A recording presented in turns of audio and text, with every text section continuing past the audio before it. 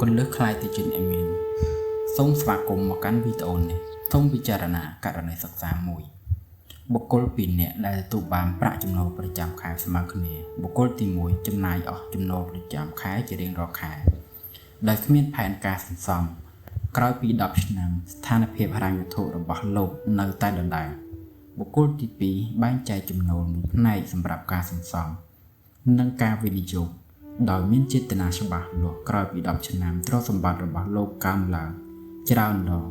ភាពខុសគ្នារវាងបុគ្គលទាំងពីរនេះមិនស្ថិតនៅត្រង់កម្រិតចំណូលនោះទេប៉ុន្តែស្ថិតនៅត្រង់ទម្លាប់និងសេចក្តីសម្រេចចិត្តផ្នែកហិរញ្ញវត្ថុដែលអនុវត្តជាប់លាប់តាមពេលវេលាក្នុងវគ្គនេះយើងនឹងវិភាគស្ថានភាពនិងវិភាគវិធីសាស្ត្រជាក់ស្ដែងសម្រាប់កសាងទ្រព្យសម្បត្តិប្រកបទៅដោយប្រសិទ្ធភាពគោលការណ៍ស្នូលមានទ្រព្យសម្បត្តិមិនមែនពីចំណូលនោះទេនេះគឺជាការយល់ច្រឡំសំខាន់មួយជាទូទៅមនុស្សគិតថាមានទ្រព្យសម្បត្តិកើនឡើងពីកម្រិតចំណូលខ្ពស់ការពិតវិជ្ជាជីវៈមួយចំនួនដូចជាវិជ្ជបណ្ឌិតមេធាវីដែលមានចំណូលខ្ពស់ក៏នៅតែជួបប្រទះបញ្ហាបំណុលដោយសារតែកម្រិតចំណាយលើសចំណូលផ្ទុយទៅវិញបុគ្គលដែលមានចំណូលមធ្យមប៉ុន្តែអនុវត្តតាមការសន្សំនិងការវិនិយោគប្រកបទៅដោយវិន័យអាចកសាងទ្រព្យសម្បត្តិគួរឲ្យកត់សម្គាល់នៅក្នុងរយៈពេលវែងគោលការណ៍មូលដ្ឋាននៃការកសាងទ្រព្យសម្បត្តិគឺចំណូលដកចំណាយស្មើនឹងការសន្សំបូកនឹងការវិនិយោគការគ្រប់គ្រងចំណាយនិងវិនិយោគប្រកបទៅដោយប្រសិទ្ធភាពជាកត្តាកំណត់លទ្ធផលហិរញ្ញវត្ថុរយៈពេលវែងដោយមិនគិតពីកម្រិតចំណូលមានគោលការណ៍6ដើម្បីកសាងទ្រព្យសម្បត្តិគោលការណ៍ទី1បង់ខ្លួនឯងជាមុនសិនជាទូទៅបុគ្គលភាគច្រើនចំណាយមុនរួចសន្សំចំនួនទឹកប្រាក់ដែលនៅសល់ដែលជាធម្មតាមានចំនួនតិចតួចឬគ្មានសោះវិធីសាស្ត្រដែលមានប្រសិទ្ធភាពជាងគេគឺដំណើរការផ្ទុយវិញភ្លាមទទួលបានប្រាក់ចំណូលសូមបែងចែក10ឬ20%ចូលក្នុងគណនេយ្យឬវិនិយោគមុននឹងចំណាយផ្នែកផ្សេងអនុសាសន៍ជាក់ស្ដែងកំណត់ផ្ទៃប្រាក់ដោយស្វ័យប្រវត្តិភ្លាមនៅពេលដែលទទួលបានប្រាក់ចំណូលដើម្បីធានាថាដំណើរការនេះកើនឡើងជាទ្រព្យសម្បត្តិដោយមិនអាស្រ័យទៅលើការសម្រេចចិត្តជារៀងរាល់ខែគោលការណ៍ទី2រក្សាកម្រិតចំណាយឲ្យទាបជាងចំណូលនេះគឺជាគោលការណ៍មូលដ្ឋានបំផុតប៉ុន្តែវាជាគោលការណ៍ដែលអនុវត្តបានពិបាកបំផុតផងដែរការចំណាយតាមស្តង់ដារសង្គមឬបាតុភូតដែលគេហៅថា lifestyle inflation ការបង្កើនចំណាយស្របតាមចំណូលកើនឡើងជាបញ្ហាចម្បងដែលរារាំងសមត្ថភាពការសន្សំរបស់បុគ្គលភាគច្រើននៅពេលដែលចំណូលកើនឡើងអនុសាសន៍គឺមិនត្រូវបង្កើតចំណាយស្មើនឹងកំណើននោះទេផ្ទុយទៅវិញការប្រើប្រាស់ចំណូលបន្ថែមនោះដើម្បីបង្កើនអត្រាសន្សំឬការវិនិយោគគោលការណ៍ទី3វិនិយោគជាទម្លាប់ចាប់ផ្ដើមតាំងពីវ័យក្មេងគោលការណ៍នេះផ្អែកទៅលើថាមពលនៃការប្រាក់កូនប្រាក់បានពិពណ៌នាអំពីគោលការណ៍នេះថាអរិយភាពទី8នៃពិភពលោកជាឧទាហរណ៍ការវិនិយោគ$200ក្នុងមួយខែចាប់តាំងពីអាយុ25ឆ្នាំ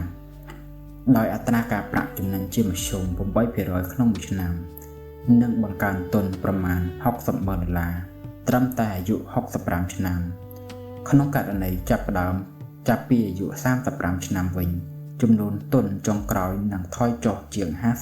50% ការវិនិយោគនេះបញ្ជាក់ថារយៈពេលវិនិយោគមានឥទ្ធិពលសំខាន់ជាងចំនួនទុនដំបូងគោលការណ៍ទី4បែងចែកទ្រព្យសម្បត្តិច្រើនប្រភេទការផ្ដោតទៅលើទ្រព្យសម្បត្តិទាំងអស់ទៅលើប្រភេទតែមួយបង្កើនហានិភ័យផ្នែកហិរញ្ញវត្ថុ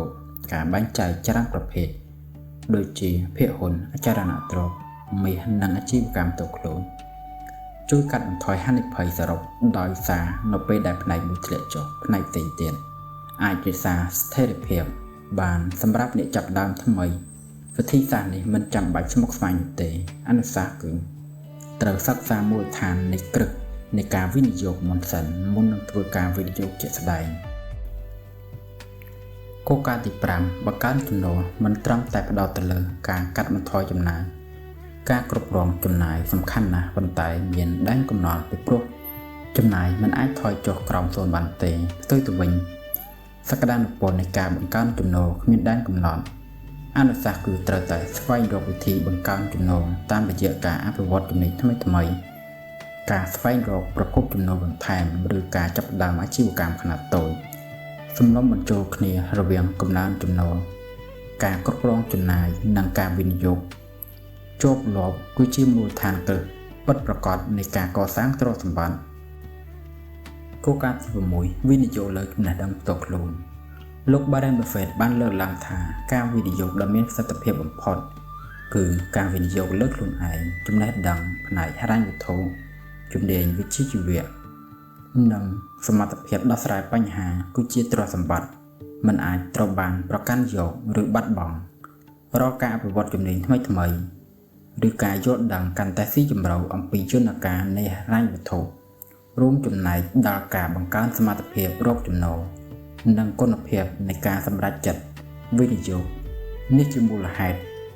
ដែលជាការវិនិយោគលើការអប់រំតែងតែផ្ដល់ចំណេញខ្ពស់ជាងការវិនិយោគលើប្រភេទផ្សេងៗកំហុសទូទៅដែលត្រូវជៀសវាងកំហុសទី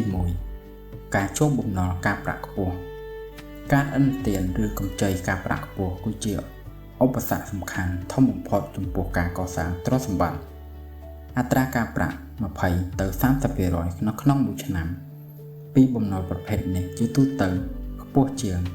អត្រាការប្រាក់ចំណេញនៃការវិនិយោគស្ទើរតែគ្រប់ប្រភេទអនុសាសន៍គឺត្រូវតែផ្ដល់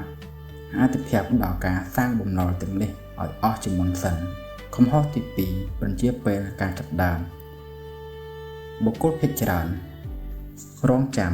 ពេលវេលាចំណេញកើនឡើងទើបចាប់ដើមវិនិយោគនៅក្នុងការអនុវត្តជាក់ស្ដែងពេលវេលាដ៏កម្រនោះជាទូទៅមិនកើនឡើងទេ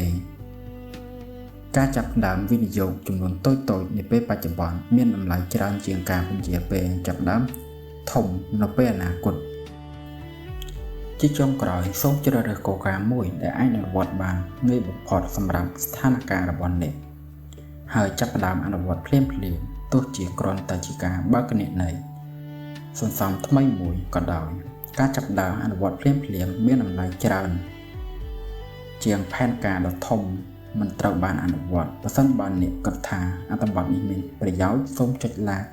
ចុច share និង subscribe ដើម្បីទទួលបានវីដេអូថ្មីៗសូមអរគុណសម្រាប់ការចំណាយពេលទស្សនាសូមជួបគ្នាថ្ងៃក្រោយ